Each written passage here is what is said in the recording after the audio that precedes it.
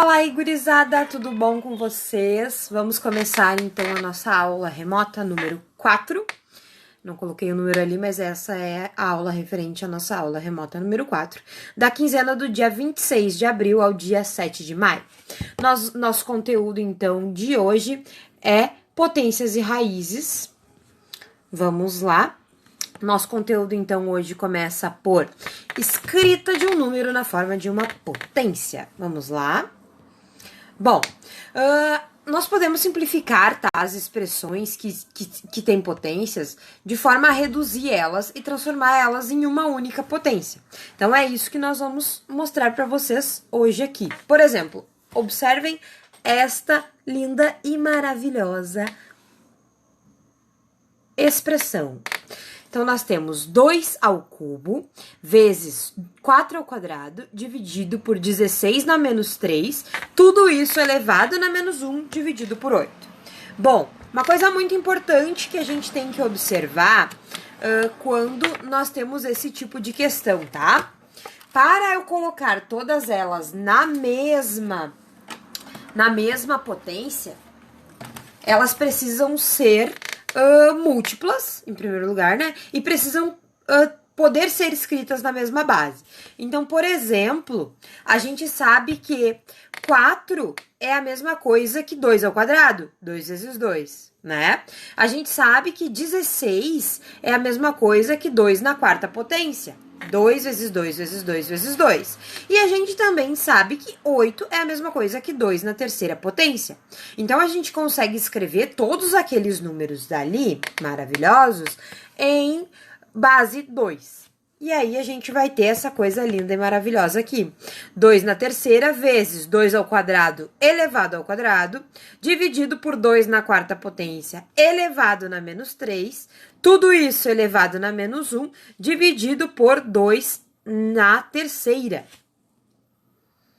Bom, então a gente tem que aplicar as propriedades das potências. Então, aplicando as propriedades das potências ali, a gente vai ter 2 na terceira vezes 2 na quarta. Por quê? Porque potência de potência mantém a base e multiplica os expoentes. Aí, depois dividido por 2 na menos 12, porque, mesma coisa, potência de potência mantém a base e multiplica os expoentes. 4 vezes menos 3 vai dar menos 12. Tudo isso elevado na menos 1, dividido por 2 na 3. Agora, a gente vai fazer dentro, deixa eu subir minha fotinha aqui, vamos fazer dentro do parêntese ali, ó, 2 na 3 mais 4 menos o menos 12. Por quê? Deixa eu tapar o resto aqui, ó, porque eu quero que vocês foquem aqui. Por que isso, gente? Vou chegar bem pertinho assim, ó. Por que isso? Porque a gente aplica a propriedade das potências. Então, vai ficar multiplicação de potência de mesma base, mantém a base, soma os expoentes. Divisão de potência de mesma base, mantém a base, diminui os expoentes. Então, a gente tem isso aqui do lado, ó. 2 na 3 mais 4 menos o menos 12, tudo na menos 1. Aí, vamos passar puladinho aqui.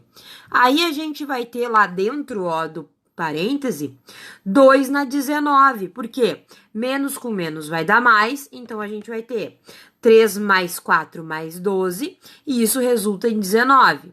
Tudo isso elevado na menos 1, dividido por 2 na terceira potência, como está aqui.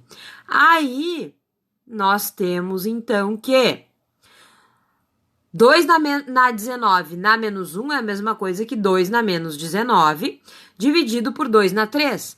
Agora, de novo, mantém a base e diminui os expoentes. 2 na menos 19 menos 3. Isso daí vai ser igual, então, a 2 na menos 22. Então, a gente conseguiu transformar aquela coisa ali, ó, nessa daqui. Tá? Tudo a gente foi reduzindo até chegar a uma única potência. Seguindo, então. Bom, nós precisamos também trabalhar notação científica. Notação científica nada mais é do que transformar um número muito grande em uma potência de 10, em um múltiplo de uma potência de 10, ou um número muito pequeno também em um múltiplo de uma potência de 10. Olhem o que eu escrevi aqui, ó. Quando tivermos, né, de usar números com módulo excessivamente grandes ou extremamente pequenos, podemos reescrevê-lo como produtos de um fator por uma potência de base 10. Isso acontece muito na área científica e a gente chama isso de notação científica. Notem aqui, ó, no nosso primeiro exemplo, tá? 0,0003. Eu quero escrever isso como notação científica. O que eu vou fazer? Primeiro, vou pegar o único número que tem ali que não é o zero. 3. Esse vai ser o número que vai multiplicar minha potência de 10. Bom, agora, vou fazer 3 vezes 10. Aí, como que eu vou definir a minha potência de 10? Eu sempre tenho que ver, neste caso, o número de casas depois da vírgula. Observem que nós temos 1, 2, 3 zeros e o número 3. Então, a gente tem 4 casas depois da vírgula. Logo, quando as casas estão após a vírgula, o meu expoente vai ser negativo. Então, a gente vai ficar com 3 vezes 10 na menos 4. Agora, anotem um outro númerozão ali, ó. Deixa eu ver quantos zeros tem ali. 14 milhões, tá? Isso, 14 milhões. A gente vai escrever 14 milhões em forma de notação científica. Bom, o que eu vou fazer? Vou pegar o 14, que é o número que não tem os zeros ali. Vou pegar o 14.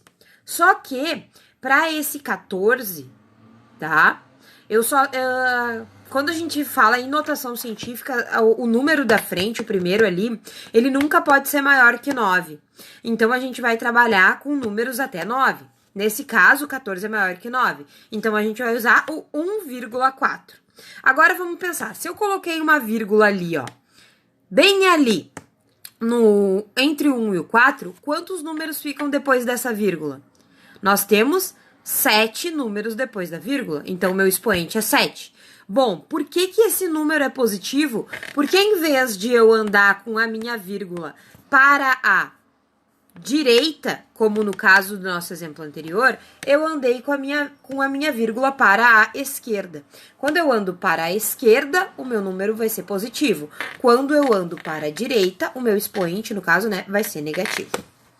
Seguimos, então, o baile. Bom, última parte da nossa aulinha aqui, que eu tô tentando deixar no máximo em 10 minutos. Vamos lá.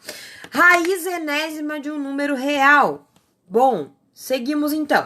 Raiz, em primeiro lugar, vamos retomar. Raiz quadrada, né? A raiz quadrada de um número real, ela só teremos raiz quadradas de números positivos. Lembram disso? Não existe raiz quadrada de número negativo. Então, por exemplo, raiz de 9 é igual a 3, por quê? Porque 3 vezes 3 é igual a 9.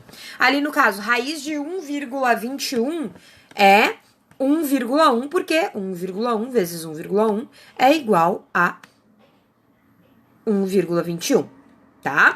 Então, a gente tem 2 casos das raízes quadradas. As raízes quadradas exatas, que são essas que eu mostrei no primeiro exemplo, e as raízes quadradas que não são exatas, que são, no caso, por exemplo, raiz de 2. Raiz de 2 é um número irracional, é uma dízima não periódica infinita, tá? Mas também é uma raiz quadrada, só não tem um valor exato. Vamos à raiz cúbica. Raiz cúbica, então, é quando o índice da minha raiz é o 3. Vamos seguir o mesmo princípio da raiz quadrada. Olhem ali, raiz cúbica de 343 é igual a 7. Por quê? Porque 7 vezes 7 vezes 7 é igual a 343. A única diferença, a grande maior diferença entre a raiz quadrada e a raiz cúbica é que a raiz cúbica, ela admite, tá? Ela admite uma base negativa. Então, olhem ali. Raiz cúbica de menos 64 é menos 4. Por quê? Porque menos 4 vezes menos 4 vezes menos 4 dá menos 64. E aí nós chegamos, então, numa generalização. A raiz enésima. A raiz enésima é a raiz quadrada, cúbica, terceira, quarta, quinta, décima, né? Qualquer n para raiz.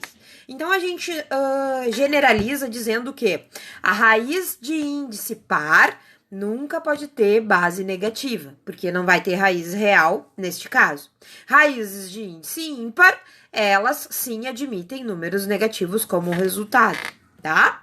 Então, olhem lá. Quando o n é par, existe raiz de número... Quando n é par, não existe raiz de número negativo. Quando o n é ímpar, o resultado sempre é um número real. Então, pode ser um número positivo ou negativo. Tanto faz. Nesse caso, né?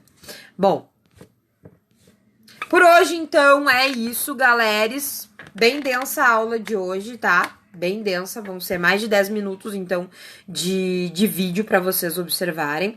Tem exercício, chamem a prof no WhatsApp. Semana que vem nós não temos aula síncrona, mas na outra nós temos. E aí a gente revisa bem devagarinho cada um desses itens, tá bom? Amo vocês. Se cuidem, nos cuidem. Tchau!